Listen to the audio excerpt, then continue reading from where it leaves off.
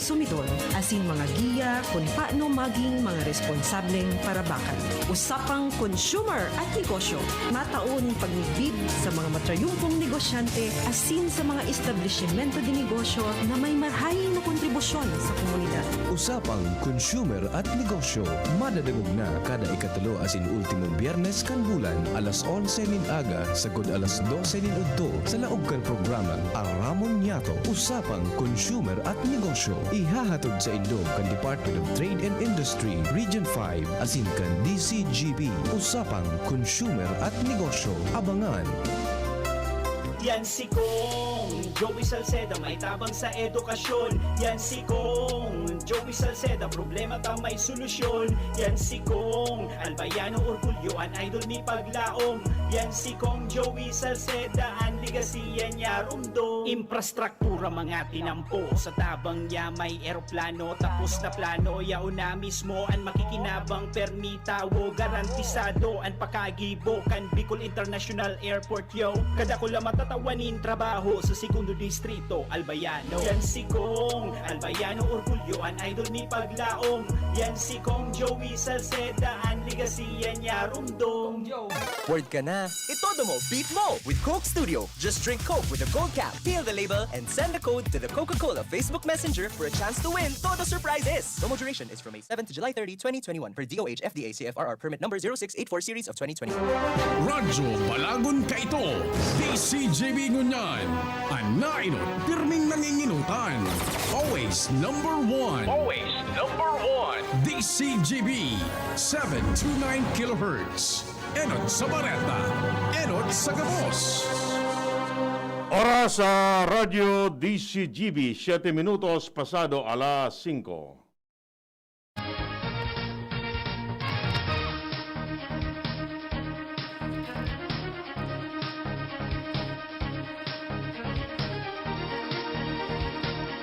Maray na hapon mga tugang uya po ang mga baratang unyan para sa agadigdi sa Radyo DCGB.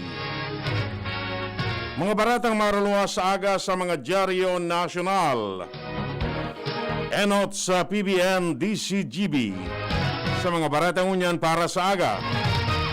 Inutuntan barata halid dyan sa luwas, si Ans Galero. Ans, kamen. 500 na hygiene kits ang ipinag-turn over ng na aldaw kan Office of the Civil Defense o OCD Bicol sa Bicol Regional Training and Teaching Hospital o BRTTH. Ang nasambitan ng turnover, pinag-inutan ni Civil Defense Bicol DRRM Chief Cesar Adornado kung saan kay bahan niyaman si Operation Section Chief Akim Perses na nagtao ka nasambitan ng mga kits sa nasabing hospital. Ang personal man na tigrebi ni BRTTH Medical Director Eric Raborar sa Indakulan, pasalamat din sa OCD Bicol dahil sa nasambitan ng bagay. Sinabi ni Dr. Raborar na ang mga hygiene kits ay i-distribute sa mga COVID-19 patients kan ospital as Indakula daw ining tabang alapun niya na panagos na naglalaban ang BRTTH kontra sa nasambitan ng pandemya. Sa ibang daw, sinabi ni DRRM Chief Cesar Adornado na panagos na mataonin suportaan sa intang opisina sa pangingenot ni Regional Director Claudio Yucot sa mga ospital ni as iba pang mga medikal na institusyon na sa bilog na Region 5 tangali na malabanan ang pandemya ng COVID-19. Ang Navarrete at Galero, DCG. Inabisuan ni Vaccine SAR Carlito Galvez ang mga local government units na daipagamiton ang mga nakatagamang second dose para sa mga first shot. Ini dahil sa kakulangan kan supply ng bakuna sa nasyon kan may nagkaparang LGU na parameters na nagpundo sa sendang vaccination drive. Sinabi pa kan opisyal na may 12 milyones na nabakunan sa nasyon, may 3 milyones ang naturukanan in second dose, asin nasa 9 milyones man ang natawan in first dose. Tigdala uman na igwang 6 milyones na dose nin bakuna halin sa Sinovac ang maabot sa nasyon ngunyan na bulan nin Hulyo.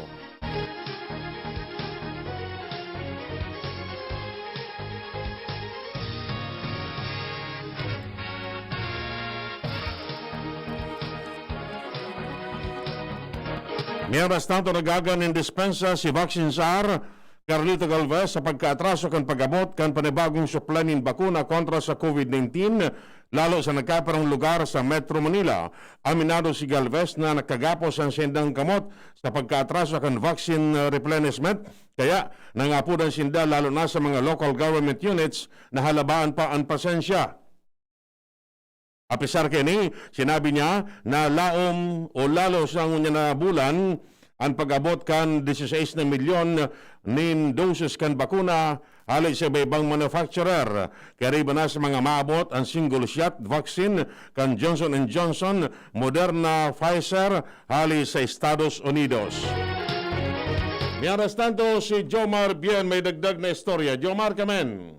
Totalmente nang inulag kan DPWH ang boundary marker kan Tiwi Malinaw digdi sa Primer Distrito Canalbay sa Subanggi Pinunan ang pagrumpag kay ni alas 9 asin natapos ang ngunya ng maagahon ang marker na ginastusan in 600,000 pesos durante kan mga enot na administrasyon kan lokal na gobyerno kan Tiwi iyuan nakalaog ang pundasyon sa pinahiwas na pinamponan o National Highway kung kaya nakakaulang na ini. Kaya naobligar na ang DPWH na ipaulag na ini. Kaibong kan mga abiso na ipinaluwas kan DPWH sa social media, kung pamang giraray ang day na paisi o nakaisi kini kung kaya kasubanggi, takul na mga bihikulo asin na mga biyahero ang na-stranded sa boundary habang pinag-uulag pa kan DPWH ang boundary marker. Yan ang report, Yomar Bien, DCGB. Sinabi kan Department of Health ng beta variant bilang pinakaordinaryong klase ng COVID-19 sa Pilipinas. Ang nasabing variant iyo ang enot na nadiskubre sa South Africa. Sigun kay Health Secretary Francisco Duque, nasa oras na ma-detect sa sarong partikular na riyon ang beta variant, ini ang nagiging pinakaordinaryong lineage kan COVID-19. Sinundan ini kan alpha variant na enot na nadiskubre sa United Kingdom asin iba pa o P3 na enot nang na-detect sa Pilipinas.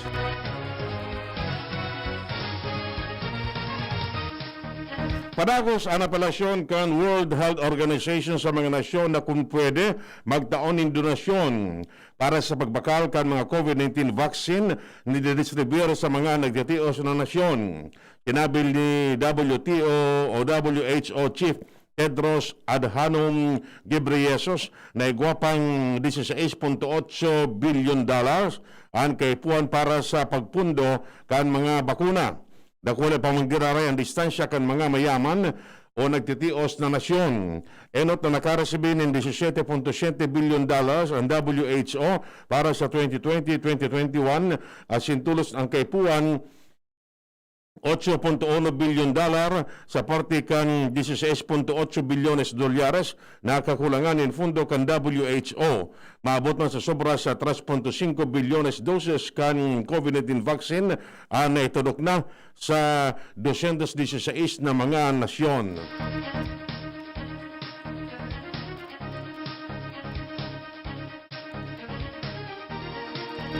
Mientras tanto, pagkukonsider kan World Health Organization bilang variant of interest ang Lambda COVID-19 strain. Sinabi ni WHO Representative to the Philippines, Dr. Rabindra Abiyasing, na pigadalan ninda ngunyan ang nasabing bagong variant. Makukuha na sabing bagong variant nasa 20 sa 30 nasyon sa bilog na kinakban. Magiging variant of concern sa ini kapag bakuna efektibo ang nasabing mga bakuna kontra sa nasabing Lambda variant. Nainot na pigbulgar kan Health Minister kan Malaysia na gikan sa nasyon kan Peru ang nasabing Lambda variant na mas nakakaulakit asin delikado kumpara sa Delta variant.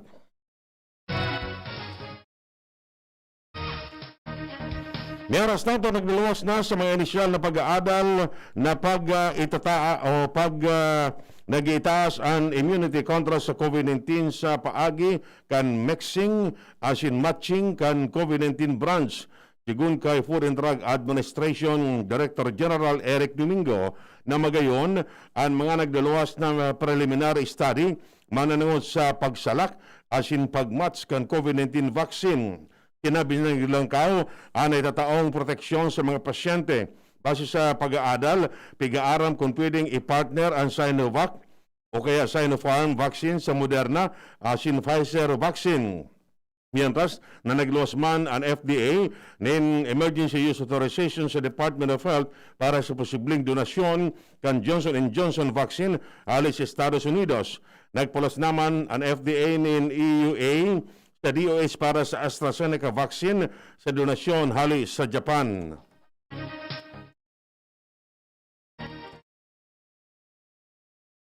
May oras na ito naghihirit ng emergency use authorization ang Chinese company na Sinovac para magamit ang sendang COVID-19 vaccine sa mga may edad 3 hasta 17 anyos. Sinabi ni Food and Drug Administration Director General Eric Domingo na nagsumiter ng amendments sa nasabing kompanya para sa magamit ng bakuna sa nasabing age group. Didesisyonan pa kan eksperto kan FDA ang nasabing kamauotan kan Sinovac sa laog nin sarong bulan. Kanakaging bulan, inaprobaran kan China ang nasabing bakuna na pwedeng gamiton ninda sa edad na 3 hasta 17 anyos. Aprobado man kan FDA kanakaging simana ang Pfizer na pwedeng gamiton sa mga menor de edad nin sagkod sa 12 anyos. Naadit ko niyan ang United Nations Children's Fund o UNICEF sa kamugtakan kan mga aki na apektado kan pag-alboroto kan Bulkan Taal.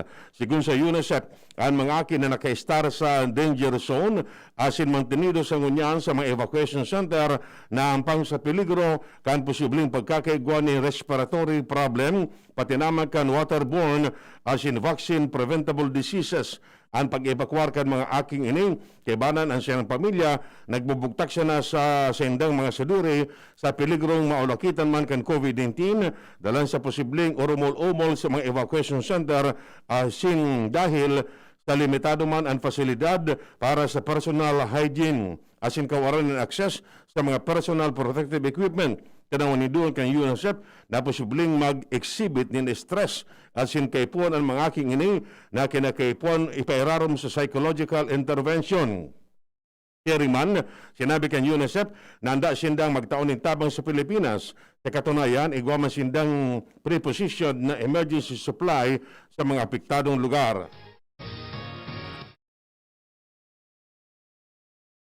Paragos na pig-aaram kan Forces Armadas kan Pilipinas ang kausa kan pagbagsak ng C-130 cargo plane kan Philippine Air Force sa Sulu na ikinagadan ng 53 katawo. Sigun kay Armed Forces of the Philippines Chief of Staff General Cirilito Subihana na pigbisita niya ang mga survivor kan plane crash asin dinangog ang sendang mga eksperyensya nagkaparang segundo bago mangyari ang trahedya. Base sa istorya kan nagkaparang nakaligtas, 3 beses na nag-bounce ang eroplano asin nagsigsag sa runway. Binalo kan mga piloto na palayugong giraray ang eroplano asin binalo ang second landing pero suminablaze inda mantang nasa aire sagkod na tuminama ang saro sa mga blade kan eroplano sa sarong kahoy sagkod na buminagsak asin kuminaraba. May saro sa mga testigo ang nag-istorya na solamenting saro sa tulong landing gear kan C-130 ang na-deploy kan sinda nag-first landing. Aramon man kan mga investigador ang kondisyon kan runway, mga debris asin na-recover na flight data recorder. Pinimutikan kan Philippine Air Force ang mga espekulasyon na nagkaigwanin overloading ng mga pasero sa sendang C-130 plane kaya ini buminagsak bago naglanding sa Hulu-Sulu. Sinabi ni Philippine Air Force spokesperson Lieutenant Colonel Maynard Mariano na laog kan C-130 sa operational limit asin capacity man maghali ini sa Lagindingan Airport lunad ang 96 na pasahero. Ang maximum capacity kay ini nasa 120 pasahero. Suway sa mga uring-uring na overloaded ini. Pinimutikan man ni Mariano na nagkaigon in foul play sa nangyaring plane crash. Sa ngunyan, paragos na pag-iimbestigaran ka na Torre 20th Airlift Wing Aircraft Accident Investigation Board ang nangyaring crash. Siniguro kan Philippine Air Force na itatao sa pamilya kan mga biktima ang sendang mga benepisyo asin ayuda. Yan mga tugang ang detalles kay mga barata ngunyan para sa agadigdi sa Radio DCGB. Sa pag-arakan mga pag-iriba, manito tanya sa lado teknikal, ako po si Edwin Peralta na sasabing mabalos kung sino pagantabay. May iba't ibang karamdaman ka ba gaya ng high blood pressure, diabetes, sakit sa puso, sa kidney, sa atay, may myoma na stroke, may gallstones, cancer at marami pang iba? Ang Amazing 4 ng Miracle Health Corporation ang subukan mo. Makakatulong dahil mula ito sa epektibong Amazing Trio at mas lalo pang pinalakas dahil sa Mega 1 na mayroong 21 sangkap. Subok ng nagpapalakas ng immune system at marami na ang mga natulungan na mayroong iba't ibang karamdaman. Huwag nang patagalin pa. Alina't magpakonsulta. Maaaring pumunta kay Doc Joey Bitito sa Barangay 18, Cabangan